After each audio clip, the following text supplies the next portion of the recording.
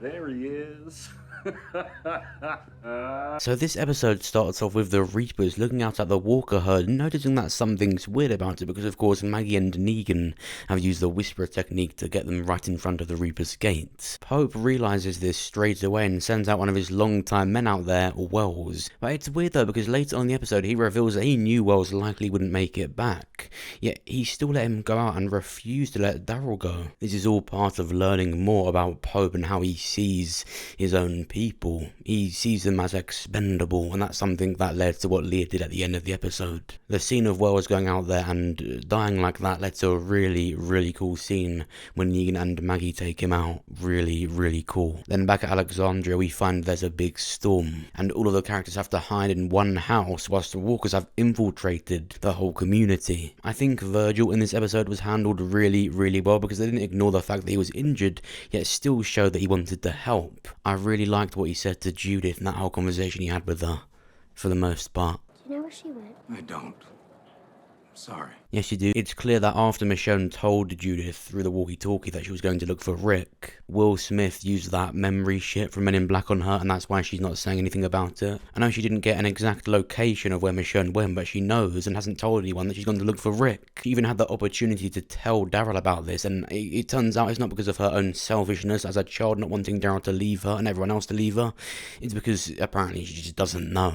So it's not her fault, fuck it, they're just pretending it didn't happen. She didn't talk to Michonne before she left, weird. Virgil should also know the importance of who she went to go and look for because it's literally Judith's dad. He saw how Michonne reacted to finding the boots, the phone with a sketch on it. He shouldn't need to be spoon-fed on who it was exactly, and I don't know why Judith has forgot about it, honestly. It's a pretty important thing to remember when your mum's crying on the walkie-talkie saying she's gonna go and find the brave man. You're the one that made up all that brave man shit. I don't know why she's talking about it at all. I don't like that she did. It's like every episode now, she's getting upset about Michonne. Like, be patient.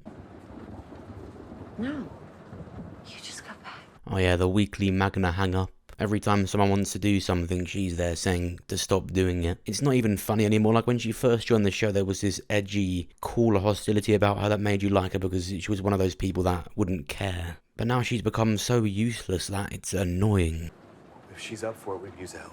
It's just so awkward. She's the only character trying to be important. She was so much better when she just didn't give a shit. Now she gives a shit. It's like too much of a shit. I can use all the help I can get here and make sure nothing gets in. What the fuck?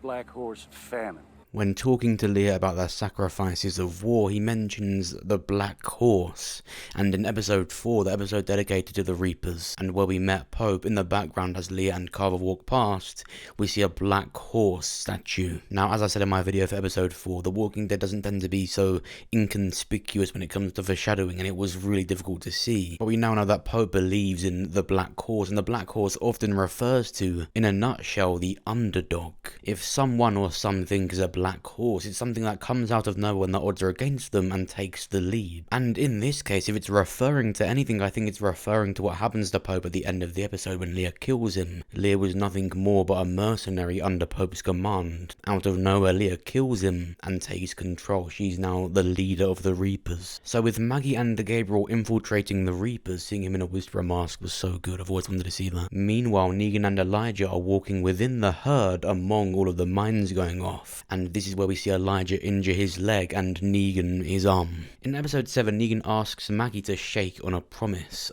that she doesn't kill him and that he can stop looking over his back constantly. Later on, whilst Negan is teaching her the Whisperer ways, Elijah asks her, "Do you think you can keep that promise?" And she says she hopes she can. This episode ends on a big cliffhanger. Leah has just ignited the hwacha. They're in a situation where they need to get away quickly and Elijah's just injured his leg. So to put it simply, he's likely not going to make it out. With Negan specifically injuring his arm, it's likely going to be down to him to try and save Elijah, but I don't think he'll succeed. This takes us back to that scene in episode 7 where Elijah is the one to ask Maggie if she can keep that promise. And if it comes to it and Maggie sees that Negan has to leave Elijah, I think this is going to be the start of the dissolving of any trust, respect, or tolerance that Maggie has had for Negan since she came back. Initially, when Elijah was injured by the explosion, and even Negan himself, he did comfort and pull Elijah back up. He was supportive. It was good to see, but that was before Missy here decided to fucking start firework night up. It's amazing to see what Negan is like in this show now, but you can't forget what happened at the end of episode 1. He did what he thought he had to do. Whilst it doesn't make sense for Maggie to hate Negan again after a warden's death, because they all experience the other wardens die off, it's no coincidence that Elijah was injured like this with Negan, and it just takes one little dislikable thing for Negan to do in front of Maggie. For her thoughts of Negan to slow back down to how it was before she left again. She in no way loves him or is excitable for him. She's not exactly over the moon about him being here. It's all tolerance, and he has been helpful to them, but I think because of how soon they got okay with each other, it just takes one thing for it to derail again later on in the season. And Elijah's death, I think in a situation like this, he should die in episode 9. He's also just come to the conclusion on his story arc with his missing sister too, so everything about his story is just as interesting as everything about Frost now. He's just another one of Maggie's wardens. And then back at Alexandria with all of the vulnerable people being left in the same house, Rosita takes it upon herself to go out and take the walkers out herself. And it was a really cool scene. I think it's very like Rosita to go and do that. Everything about this scene and the music in this scene was very similar to what happened to Rick in his final episode. It was like a sacrifice.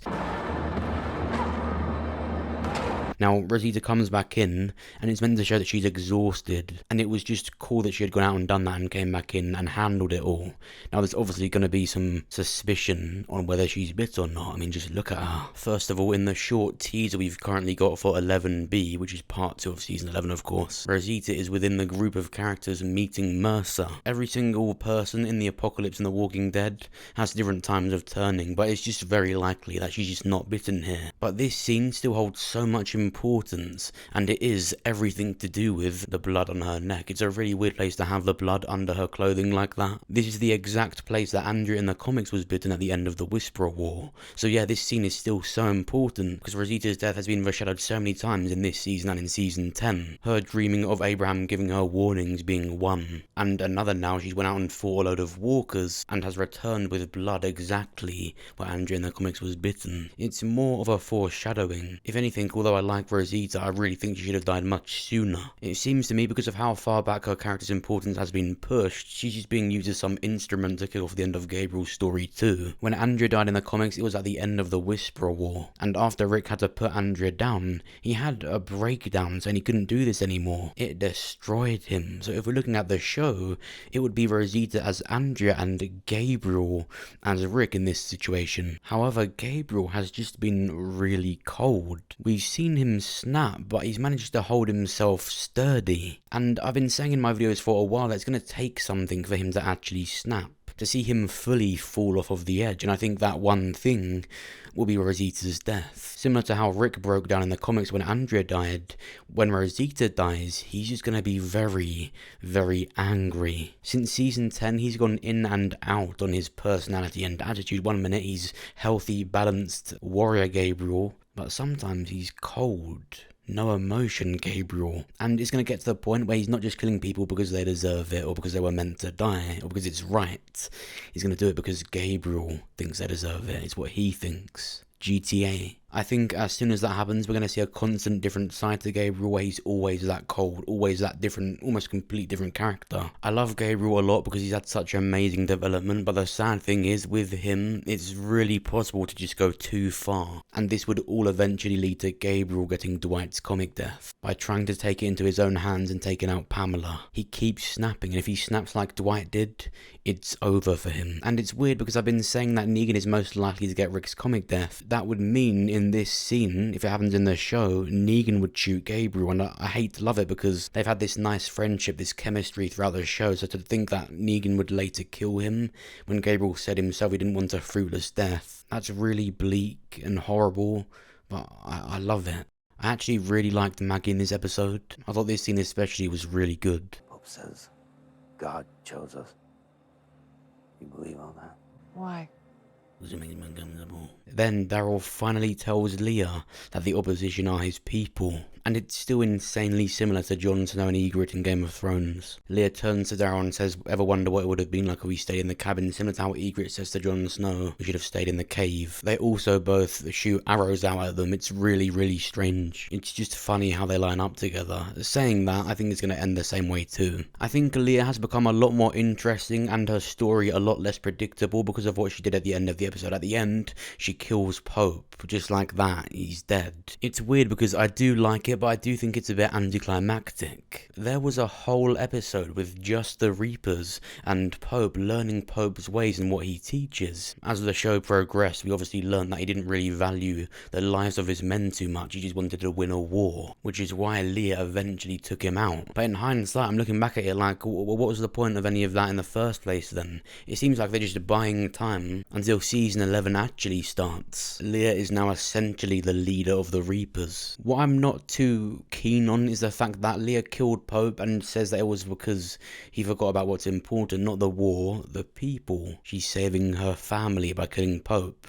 But there isn't much left of your little family. There's like 5 Reapers left. What are you talking about? Then she announces to everyone on the walkie-talkie that it was Daryl that killed Pope, making the situation a lot worse because now they're after Daryl. Now you've got Carver and the rest of the Reapers after him, and she's essentially the leader now. I don't know what she thought was going to happen after this. She got herself a runaway with Daryl free card, but she decided to ditch that and stay with her 5 idiots. And don't comment the math of it. I don't care if it's 8, 9 or 10. She barely blinked when these people died. On top of that, I think it's a shame that Pope died this soon, and we never got an actual reason as to why Maggie is his enemy. Seems to me right now that everything that's just happened is really anticlimactic and just more complicated. Ready to watch it. What's that? I'm glad you asked. The hwacha was a multiple rocket launcher and an organ gun of similar design, which were developed in 15th century Korea. The former variant was known to fire 100 or 200 rocket-powered arrows, while the latter fired several dozen iron-headed arrows or bolts out of gun barrels. The Korean word hwacha translates into English as fire cart. So in other words, this thing has the power of 200 bowmen, firing arrows at the same time, and they're rocket-powered. So in other words, if you look up and see this big 300-pound fucker looking down at you, set a light, don't stand there. The episode ends after what's left of the Reapers ignite the hwacha, and the arrow starts shooting out at the walkers, and it's where Negan and Maggie are standing. We know Daryl was there, so he'll likely jump down and try to save them. Overall, it was a great episode and I really liked it. It was a decent ending to the episode, but maybe not so great ending for part 1 of the final season. Before the black screen, this was the very final shot of part 1. It looks like a pair of balls. Get those fuck.